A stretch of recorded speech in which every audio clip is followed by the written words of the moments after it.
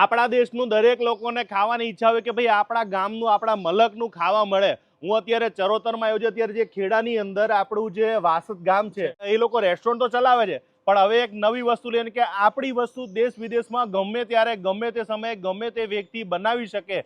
Instant ઓલું નહીં હો ભાઈ, રેડુટી ઈટ વાળું નહીં, પાણી ગરમ પાણી નાખો એવું નહીં. આ થોડુંક અલગ પ્રકારનું લઈ આવ્યા છે કે ગુજરાતમાં પહેલી વાર, ગુજરાતમાં કે ઇન્ડિયામાં પહેલી વાર કહી શકો? ઇન્ડિયામાં પહેલી વાર કહી શકો.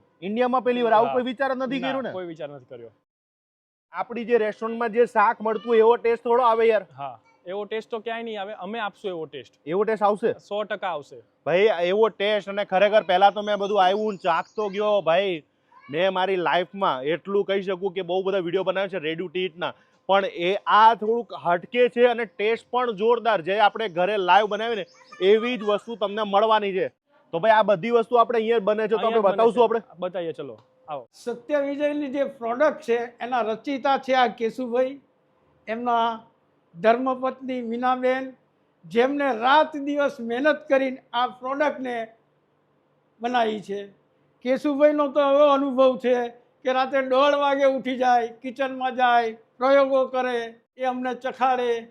અને સૌથી મોટો તો 35 વર્ષ હોટલ ચલાવવાનો એમનો અનુભવ છે, જેના લીધે આ બધું શક્ય બન્યું છે. નીલભાઈ, હવે બેનને કહી દઉં ને કે આ બધું મારું બકાલું બધું કટ કરી દઈએ બધું.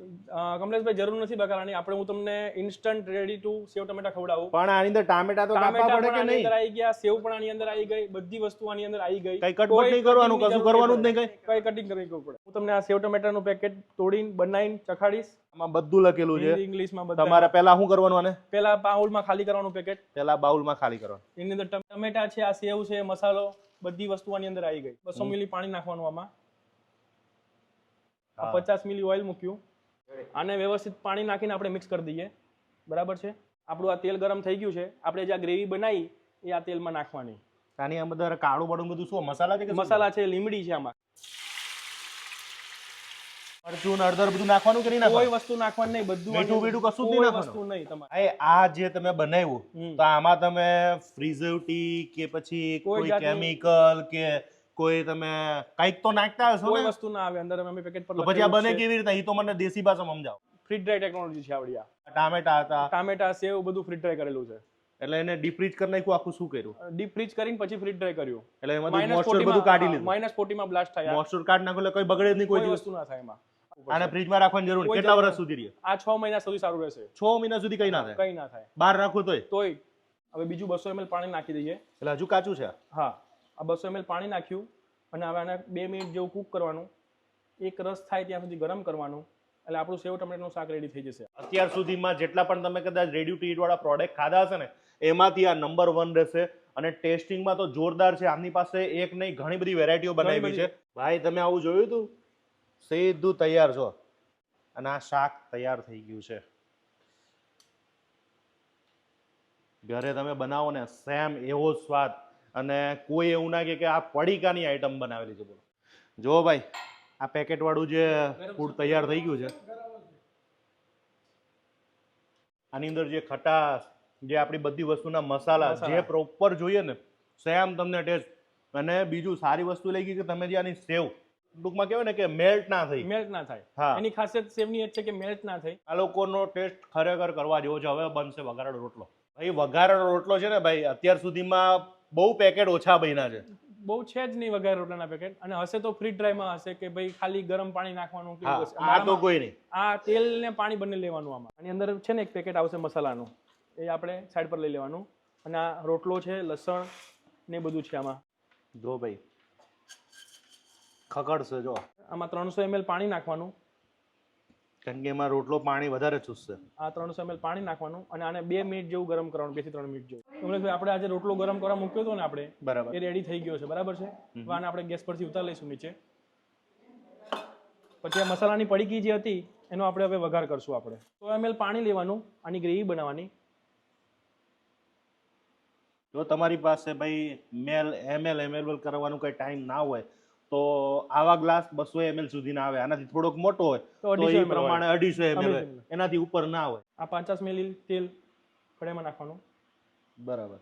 ml ની વાત કરું ને તો તમારે કેટલા પાવરા કહું તમને 5 પાવરા ના નાખજો. 5 પાવડા ના થાય, 3 પાવડા જેવું થાય. નાના નાના પાવરા હોય તો 5 પાંચ જોઈએ, જાય. બાકી ઓલા મોટા છે બધાના ઘરે અલગ અલગ પાવરા હોય. અહીં તો છાશ તો નાખવું પડશે ને. ના, વઘારેલા રોટલામાં દહીં નહીં નાખવું પડે. આની અંદર દહીંનો પાવડર આવી ગયો. કમલેશભાઈ, આ તેલ છૂટું પડી ગયું છે. આપણે જ્યાં રોટલો ગરમ કરીને મૂક્યો હતો બોઇલ કરીને, એ આમાં નાખવાનો છે. ભાઈ સીધો એ રોટલો નાખી દીધો ના, તૈયાર થઈ ગયો આપણો વઘારેલો રોટલો. તમે આમાં રોટલી નાખી દો ઉપરથી એક્સ્ટ્રામાં તો નહીં નખાય, કારણ કે આની અંદર ઓલરેડી રોટલો નાખેલો છે. પછી મસાલાની પડીકી અલગ જ છે, તમે રોટલી બનાવીને નાખી શકો તમારી ઘરની હોય તો. મારી પાસે કમલેશભાઈ એક બીજો રોટલો છે, મલ્ટીગ્રીન વઘારેલો રોટલો, જે આ બાજરીનો રોટલો છે. મારી પાસે બીજો રોટલો છે મલ્ટીગ્રીન વઘારેલો, એમાં 5 જાતના અનાજ ભેગા થઈને એક રોટલો બને. બરાબર છે.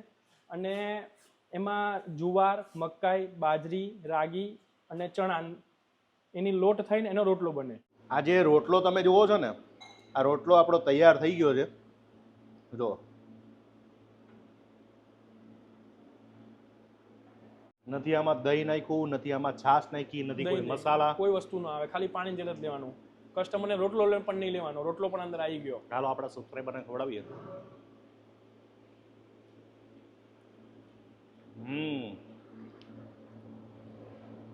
ભાઈ તમને એક લસણની ફ્લેવર પણ આવશે અને મોઢામાં એનો સ્વાદ પણ આવશે. અને હું એટલું કહીશ કે મેં મારી લાઈફમાં જે પેકેટ ફૂડ છે એમાંથી વન ઓફ ધ બેસ્ટ છે. અને ક્વોલિટી ગમે તે દુનિયાના કોઈ પણ ખૂણામાં જાઓ સ્વાદ નહીં બદલાય, કોઈ સ્વાદ નહીં બદલાય, કારણ કે બધું સ્વાદ આપી દીધો છે આની અંદર.